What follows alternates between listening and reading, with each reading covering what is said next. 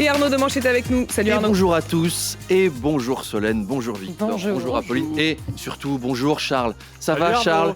Pas trop tendu? Allez, on souffle. Il a décidé d'être hyper positif, Charles. Plein d'espoir. Ce soir, le PSG qui joue sa qualification en Ligue des Champions. Et Charles est tendu comme une chemise de Gérard Larcher après une choucroute. Tendu.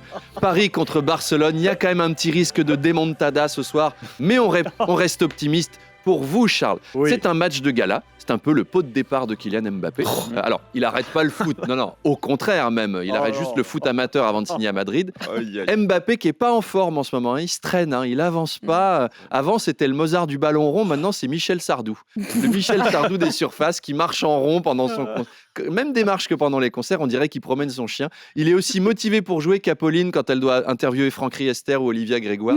Parce que maintenant, vous interviewez Emmanuel Macron, le chef de l'État. Tout paraît fadasse. Pas trop déçu de n'être que devant nous ce matin. Ah non, je suis contente de vous retrouver. Modestement. Apolline était donc hier au Grand Palais pour interviewer le président de la République. Au Grand Palais. Il était bavard, hein. Vous aviez beau le cadrer, on sentait qu'il voulait dérouler son truc. Monsieur le Président, j'aimerais qu'on parle de la Seine. Oui, mais avant, je voulais finir sur la construction des infrastructures qui vont rapporter énormément à la Seine-Saint-Denis. Oui, mais la Seine, Monsieur le Président. Attendez, j'aimerais parler des bénévoles qui font un travail extraordinaire. Ils mériteraient presque d'être payés. Oui, mais la Seine. Une interview conduite également. Alors, une interview conduite également par David Douillet, Rémi Boulet et Marion Bartoli qui est intervenue dès le début. Elle a embrayé direct sur le conflit Iran-Israël. Elle a demandé, Monsieur le Président, hier, on a assisté à un revers iranien. Israël est monté au filet. L'ayatollah avait envoyé plusieurs missiles, mais aucun n'a atteint son but. 99% de tirs ratés. Ça nous a rappelé les matchs de Richard Gasquet à la grande époque. Est-ce qu'on peut espérer une trêve pour les JO? Emmanuel Macron a d'ailleurs répondu positivement. Tout à fait. L'olympisme permet de réconcilier les pays en guerre. C'est ça qu'il nous faut, une petite partie de badminton entre Poutine et Zelensky, et ça ira mieux. Alors au sujet de la cérémonie d'ouverture, le président, il s'est voulu rassurant. Si la cérémonie ne peut pas avoir lieu sur la Seine, il y a un plan B sur la Marne, voire un plan C à l'Aqua Boulevard. Et J'aimerais voir ça. Ça serait fantastique, hein. Des jeux de ballon dans les piscines à bulles. D'ailleurs, il a défendu son action pour purifier la Seine, et les jeunes doivent apprendre à nager. Surtout qu'on n'a rien fait contre le réchauffement climatique et qu'en 2050, Paris sera sous les eaux. Donc c'est important d'apprendre à nager dans la Seine. Le président espère 80 médailles. De toute façon, les athlètes qui n'auront pas de médailles seront envoyés sur le front ukrainien et ils reviendront pour tenter les Paralympiques. Comme ça, on a une chance au grattage, une chance au tirage. Arnaud, hier, on était donc à 100 jours des JO, mais aussi pile 5 ans après l'incendie de Notre-Dame. Il est venu le temps des cathédrales. Je vous ai épargné de le chanter moi-même. Elle est dure à faire, cette montée. Notre-Dame, un chantier qui tenait à cœur au président. C'est quand même le plus gros chantier de ravalement de façade parisienne depuis celle de Rachida Dati. Et la cathédrale devrait rouvrir le 8 décembre. Alors maintenant que Notre-Dame de Paris a été remise en état, il faut faire pareil avec le reste de la capitale, dévastée par 10 ans d'Anne Hidalgo. Alors vous avez vu, parmi les porteurs de flammes olympiques, il y aura Baptiste. Baptiste, c'est un phénomène internet. C'est Baptiste, ce type trop chelou qui allumait un feu dans sa chambre. Le feu. Donc voilà, il s'est fait connaître avec une vidéo virale dans laquelle il a failli foutre le feu à sa chambre. J'espère qu'on va pas le faire passer par le quartier de Notre-Dame, celui-là. Ce serait con qu'il te refoute le feu pile au moment où on termine les travaux. Macron, il pèterait les plombs s'il le voyait arriver dedans avec la torche. Mais enfin, Baptiste, tu vas foutre le feu à la baraque, t'es pas net. Et si, je suis très net.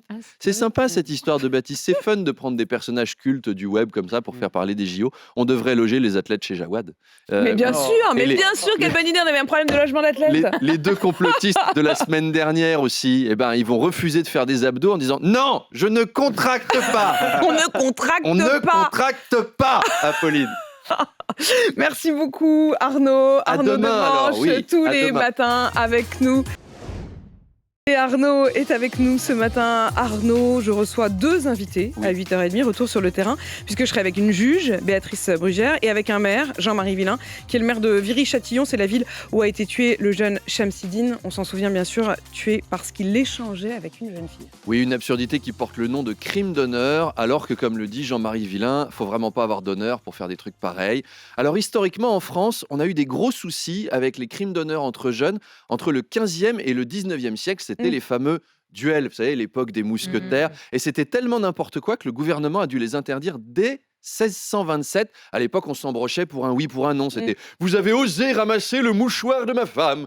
Je vous provoque en duel. Mes témoins se présenteront chez vous à l'aube. » Et il fallait te lever à 4h du mat pour aller faire un duel à mort avec un connard que tu connais même pas parce que cette gourde, elle est pas capable de ramasser son mouchoir elle-même.